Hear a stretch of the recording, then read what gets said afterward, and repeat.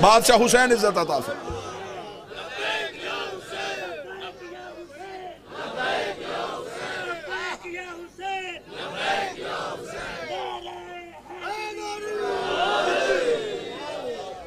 आले मोहम्मद के पास इख्तियार है फजल का, जितना बनता हो उतना देना अदल, ना भी बनता हो फिर भी दे देना, इससे फजल क्या। चौथे इमाम की बारगाह में एक शख्स आया, उसने कहा मौला गरीब हूं, कोई इमदाद कीजिए, क्या मैं अमीर हो सकता हूं। चौथे इमाम ने देखे फरमाया तेरे मुकद्दर में रिस्क नहीं। रोता हुआ जान लगा, इमाम ने कहा वापस आ। वापस आया, इमाम ने फिर मेरे हाथ धुलवा। इसने पानी का बर्तन लिया, हुज्जत के हाथों पे पानी डाला। अब जब देखा नीचे पानी के छींटे नहीं, जमर्द, हीरे, यकूत, जवाहिर गिर रहे थे, इतना खजाना देखे इमाम की आंखों में देखा, मौला ये किसके लिए है। फरमाया तेरे लिए है। जल्दी से इकट्ठा करके लगा, आप तो कहते थे मेरे मुकद्दर में रिस्क ही नहीं है। फरमाया वो अदल था, ये फजल है। वो अदल था, ये फजल।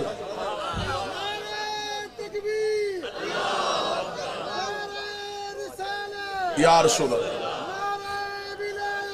अलीउन वाले, अलीउन वाले, या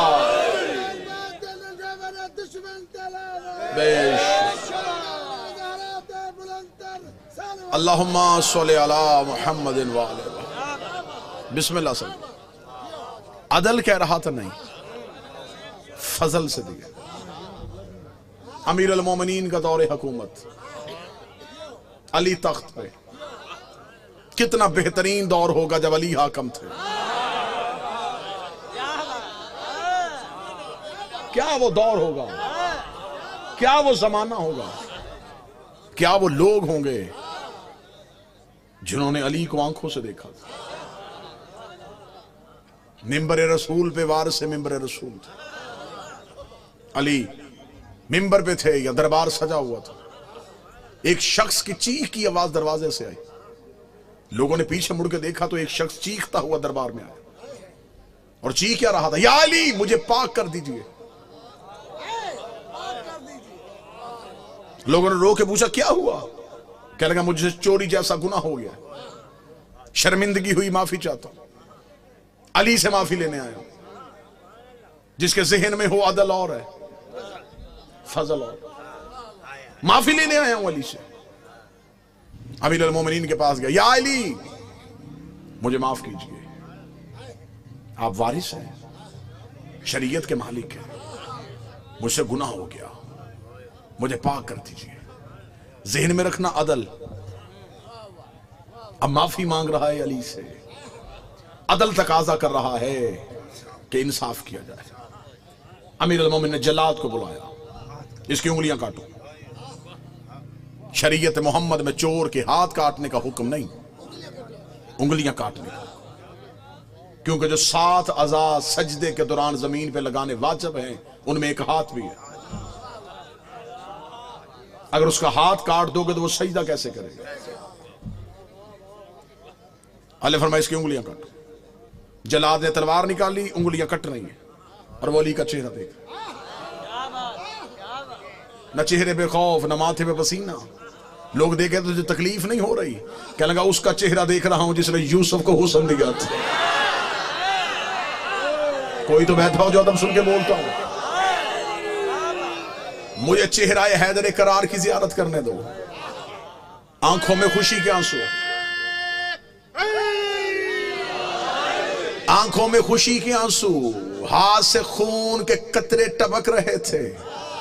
दूसरा हाथ अली के कदमों पर रखा था, तेरा शुक्रिया, तूने यहां सजा दे के वहां की सजा से बचा लिया। या अली तेरा शुक्रिया, तूने मुझे पाक कर दिया। अली के कसीदे पढ़ते हुए दरबार से बाहर जाने लगा। अली की आवाज ऐसे वापस बुलाओ, वापस पलट के आया, या अली मुझे दोबारा क्यों बुलाया। अली ने जमीन पे पड़ी हुई उंगलियां उठाई, उसके हाथ पे रखी। अली ने अपना हाथ फेरा, उंगलियां वापस वजूद के साथ आई। उंगलियों का देखना, दोनों हाथ अली के कदमों पे रख के कहने लगा, देनी थी तो काटी क्यों थी। फरमाया वो अदल था, ये फजल है। वो अदल था, ये फजल है। अदल ने काटी है, फजल ने दी है। खुदा करता है अदल, आले मोहम्मद से करवाता है फजल। वो कैफियतों में तब्दील नहीं होता। वो ये नहीं है कभी कुछ है तो कभी कुछ हो जाए। वो ऐन ज़ात है। अदल करेगा वो, फजल करवाएगा इनसे। हम अपने घर के दरवाजे पे लिखते हैं हाज़ा मिन फजल रब्बी, ये मेरे रब का फजल है। फजल करते हैं 14। हाज़ा मिन फजल रब्बी लिख दो या अली मदद लिख दो, बात एक ही है। अल्लाह के फजल ही को अली कहते हैं।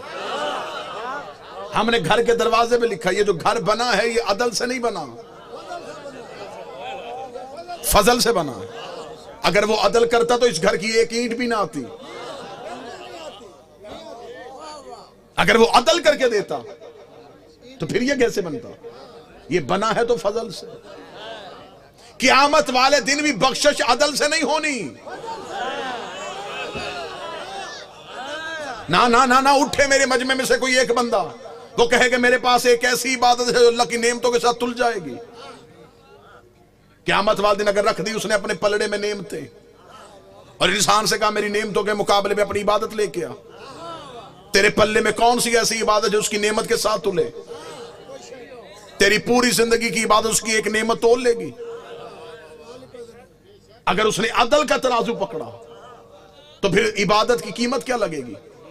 उसकी एक सांस, उसका दिया हुआ वजूद का एक हिस्सा तेरी सारी जिंदगी की इबादत तोल देगा। इसलिए तो खुदा ने जब कहा ना मैं अदल करूंगा, नबियों के बदन भी काम गए, उम्मतें भी काम गई। वो अदल करेगा तो बख्शेगा किसे? वो अदल करेगा तो जन्नत में कौन जाएगा? मुज़फ़्फ़रगढ़ बोले खुदा ने कहा मुतमिन होके आ जाना, होगा अदल लेकिन करेगा फजल, होगा अदल। लेकिन जिसे क़यामत वाले दिन, जिसे क़यामत वाले दिन तख्त पे बिठाऊंगा वो फजल होगा। इसलिए तो फकीर भी कह गया अदल करें थे थर थर कंबन, ऊंचियां शाना वाले हो, फजल करें ते बख्शे जावन।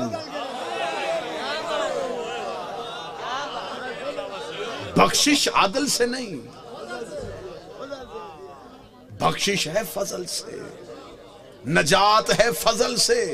सारे दिन की थकावट अगले जुमले पे उतारने लगा हो, मुझे बादशाह हुसैन की इज्जत की कसम है, ला इलाहा इल्लल्लाह मुहम्मद रसूलुल्लाह कहना ये अल्लाह का आदल है, हमारा अली और वलीउल्लाह कहना ये अल्लाह का फजल है।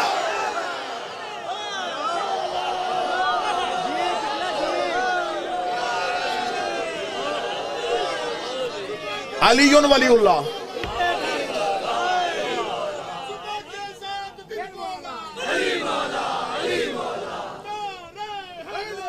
या अली,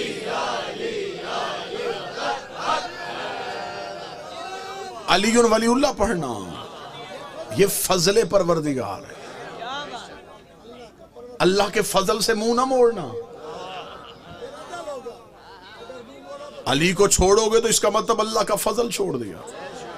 फजल छोड़ोगे तो क़यामत वाले दिन बख्शिश किससे करवानी है? कब्र में फैसला अदल का होगा, कुर्सी फजल की होगी। कोई तो हो जो मौजू सुन के बोले। जो अल्लाह ने क़यामत में कब्र में जो सवाल रखे हैं वो अदल है, लेकिन जिसकी सरहाने कुर्सी है वो फजल है। खुदा ने कौसर पे अदल रखा है, पिलाने वाला फजल रखा है। क़यामत वाले दिन नफ्सा नफ्सी का आलम अदल, लिवाइल हम्द का साया फजल।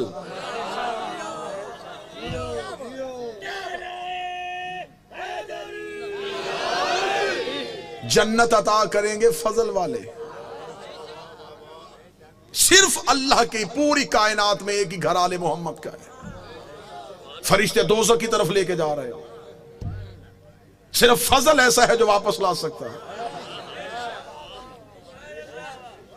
फुतरस को भी पता था, उसने पर काटे हैं, अदल है। उसने भी इंतजार हुसैन का इसलिए किया कि अब अदल से वापस नहीं मिलेंगे, फजल से वापस मिलेंगे।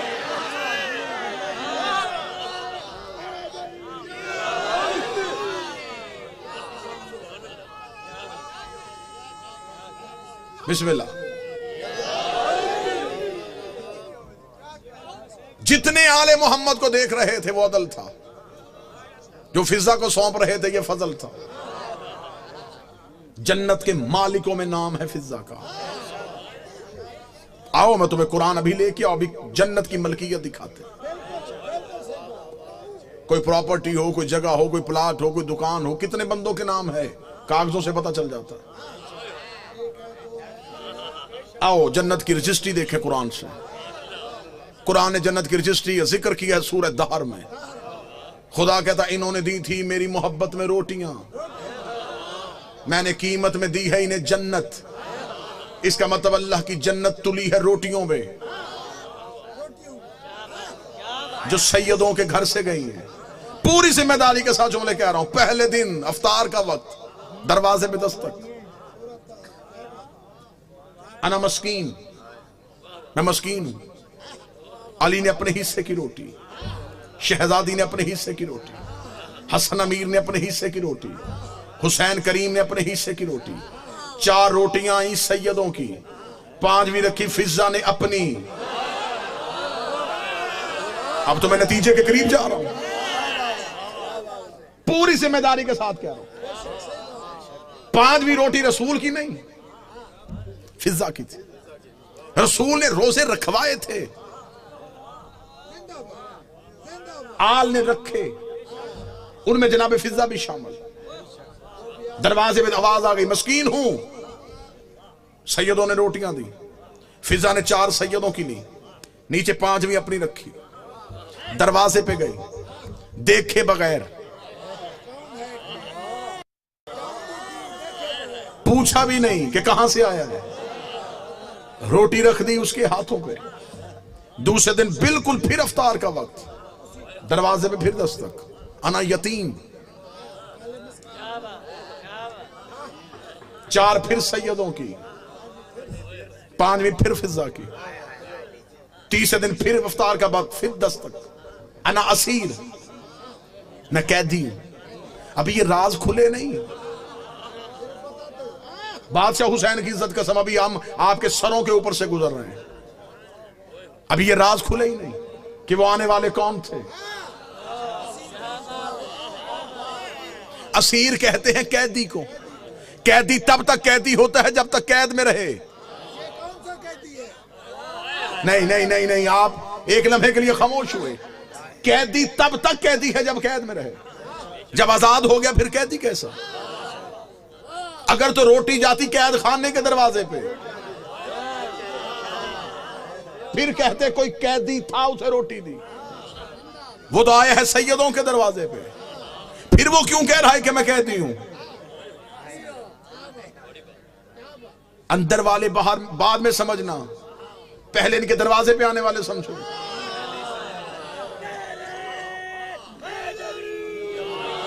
इनके दरवाजे पे आने वाले अभी तक समझ में नहीं आए। मुजफ्फरगढ़ वालों, मुझे अली की इज्जत की कसम, मैं तो अभी तक वो फकीर ढूंढ रहा हूं जो अली से अंगूठी लेके गया था।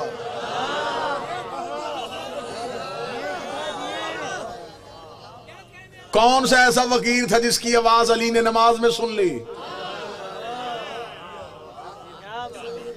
और वो अंगूठी मुझे फिर दोबारा दिखाई नहीं दी? किसी किताब ने नहीं बताया कि वो कहां जाके बिकी, किन नस्लों में चली गई, कितनी तजारत हुई उसके साथ। अभी तो ये राज पर्दे उठे ही नहीं। तीसरे दिन फिर दस्तक, कैदी हूं। रोटियां 4 सैयदों की, 5वीं फिर फिजा की रख दी। यहां से पहले दिन 5, दूसरे दिन फिर 5, तीसरे दिन फिर 5।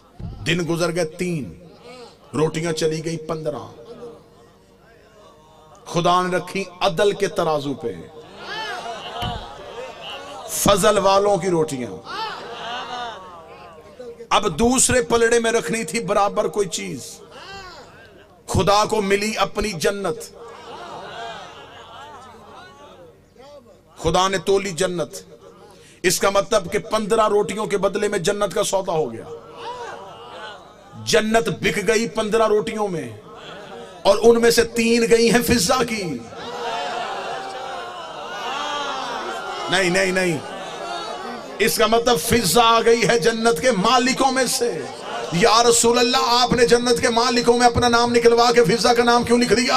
रसूल ने फरमाया, आज जब नहीं के आवाज़ रसूल आए कि अगर मैं अपना नाम लिखवा देता क़यामत वाले दिन बहुत से ऐसे आ जाने थे जो मेरे दोस्त होने थे, आल के दुश्मन होने थे, मेरे दोस्त होने थे, आल के दुश्मन होने थे। उन्होंने कहा, या रसूल अल्लाह, तेरी आल को नहीं माना, तुझे तो माना है। मैंने अपना नाम निकाल के दुनिया को बता दिया है, जन्नत में जाएगा वही जो आल का वफादार हो। आल से मोहब्बत जन्नत में लेके जाएगी।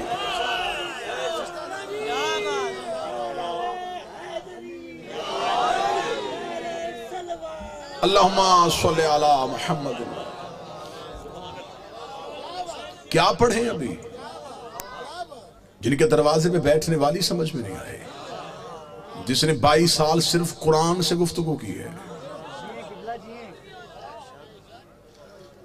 राज़े फिजा नहीं पढ़े गए।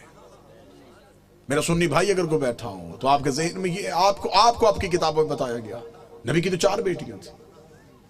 कतन मेरा कोई सुन्नी भाई यहां से ऐसा अकीदा ना लेके जाए, हम आपको बिल्कुल साफ और शफाफ अकीदा दें। नबी की 1 बेटी थी। अगर बेटियां 4 थी, मुबाहले में 1 क्यों गई?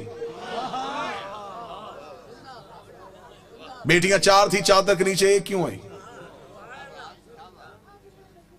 आपने को अपनी किताबों में, आपकी किताबों में आपको पढ़ाया जाता है, बच्चों को पढ़ाया जाता है, रसूल ने अपनी बेटी फातिमा को जहेज में ये दिया। बेटियां 4 थी, जहेज 1 का क्यों बताया?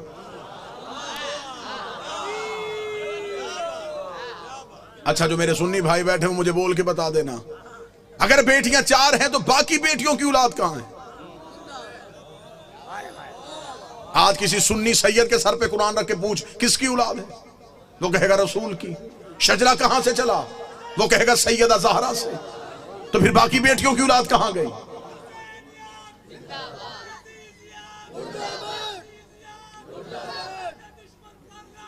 बेश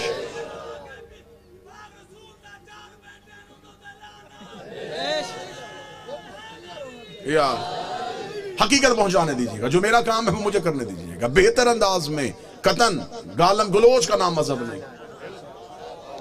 दलील ऐसी दे के जाऊं कि आपको दलील की रद ना मिले। मेरा सुन्नी भाई जो मजलिस शबीर में आता है वो हमारा मेहमान नहीं होता, वो हुसैन इब्न अली का मेहमान। हुसैन के मेहमान का दिल दुखाना हमारा शेवा है ही नहीं। आप मजलिसों में हमारी वजह से नहीं आए, आप हुसैन इब्न अली की वजह से। हम कभी भी अपने मजलिस के इश्तिहार में नहीं लिखते कि सिर्फ शिया हैं। मस्जिदों के दरवाजे पे लिखा होता है फलां फिरके की मस्जिद। हुसैन की किसी मजलिस में नहीं लिखा जाता यहां हिंदू आए, यहां सिख आए, यहां ईसाई आए। हुसैन का दरबार सबके लिए, हुसैन हर किसी का मौसम। दरवाजे पे हालात की वजह से हमारे नौजवान खड़े हो जाते हैं, वो भी जिस्मों की तलाशियां लेते हैं, अकीदों की नहीं लेते। वो जिस्म से डोलते हैं, वो भी मुल्क की हालात के पेश नजर। हम आपकी अकीदे नहीं तलाश करते। आप जो भी आए मजलिस शबीर में वो हुसैन इब्न अली का बुलाया हुआ है। लिहाजा मैं मोहब्बत के साथ अपने अहले सुन्नत भाइयों को पैगाम दूं, सुन्नी सैयद के सर पे कुरान रख के पूछो किसकी औलाद है? रसूल की। नस्ल कहां से चली? बादशाह हुसैन। जनाब सैयदा से जाके शजरा मलाया, बाकी बेटियों की औलाद कहां है? मुझे बादशाह हुसैन की इज्जत के समय तुम्हारा मेहमान हूं। जिस मोरख ने 4 बेटियां लिखी थी वो नवाज से भी 8 लिख सकता था, लेकिन उसने ये कागज कलम ये कह के फेंक दिया। उसने कहा बेटियां 4 लिखवा दी हैं, नवासों के नाम ना लिखवाना। नाम तो लिख दूंगा, मोहम्मद के कांधों पे कैसे बिठाऊंगा? नाम तो लिख दूंगा, सजदे में रसूल की पुष्प पे कैसे बिठाऊंगा? फिर कोई मोरख पूछ लेगा ये कैसा नबी था जो एक बेटी के बेटे तो उठाता रहा।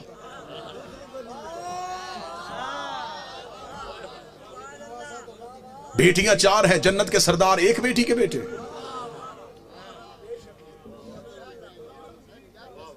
अल्लाह ने कुरान में हुक्म दिया, मेरा हबीब अपनी करीबियों को उनका हक दो।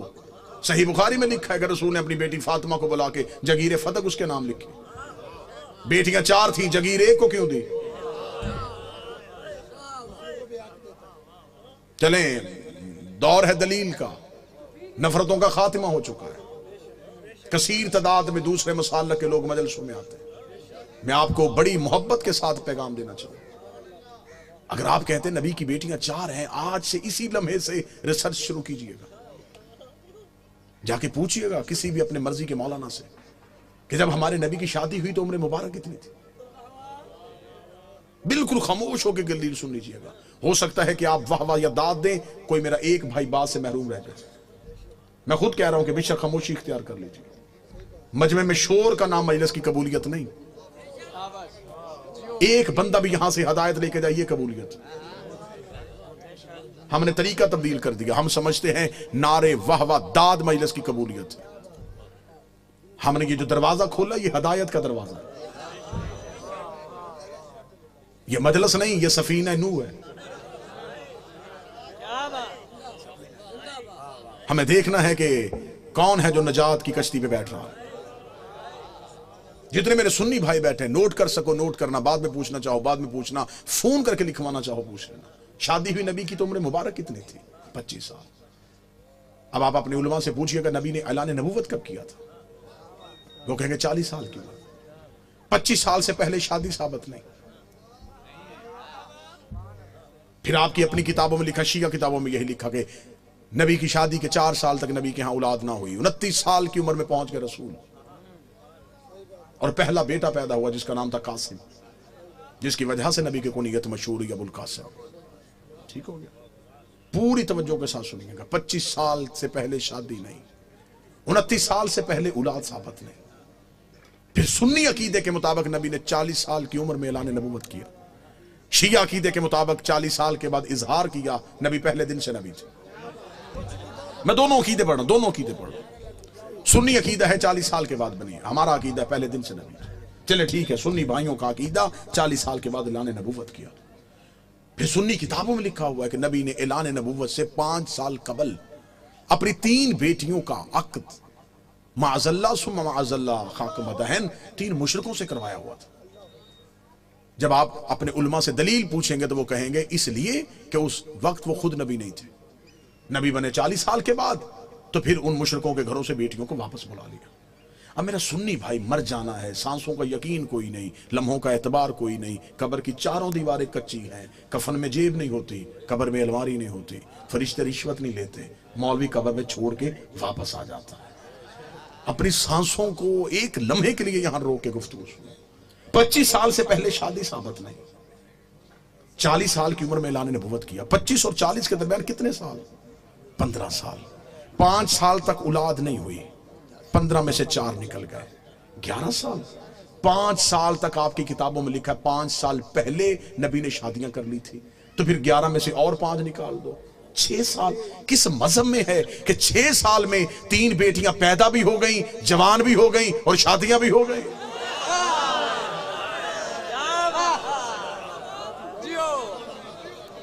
उम्रें पूरी करके दिखाओ, उम्रें पूरी करो, हम मानने के लिए तैयार, हम मान लेते हैं। हम जिद वाले लोग नहीं कि कैसे हो सकता है कि कोई नबी की औलाद हो और हम इनकार करें। अगर हम नबी की एक बेटी मानते हैं तो हम बाकी 3 को क्यों नहीं मानते? हम उन्हें भी मानेंगे। आप साबित करके दिखाओ। अब मेरा सुन्नी भाई मुझसे पूछे कि फिर ये कहानी क्या है? ये रसूल की हकीकी बेटियां नहीं। रिसालत माप का पहला अकद हुआ था मलिकतुल अरब जनाब खदीजा से। जनाब खदीजा अरब की रईसा खातून थी।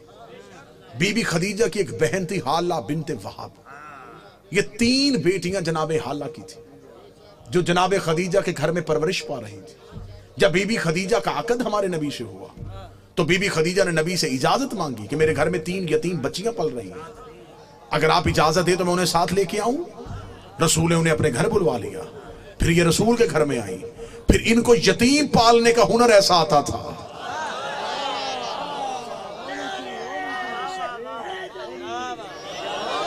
फिर ये यतीम को यतीम समझ के नहीं पालते थे।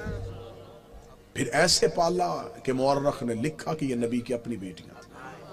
सुलभी बेटी नबी की एक ही थी, जो हुसैन की माँ है, जो अली की ज़ौजा है, जो जन्नत की औरतों की सरदार है, जो हिजाबे किबरिया है, जिसका वजूद नबी की नस्ल की बका बना है, जिसे कुरान में कौसर कहा गया है, जिसे कुरान में इज्जत कहा गया है, जिसे कुरान में इतरत कहा गया है, जिसकी तहारत की कस्में अल्लाह खा रहा है, जिसके दरवाजे पे तारा सजदे में गिर रहा है।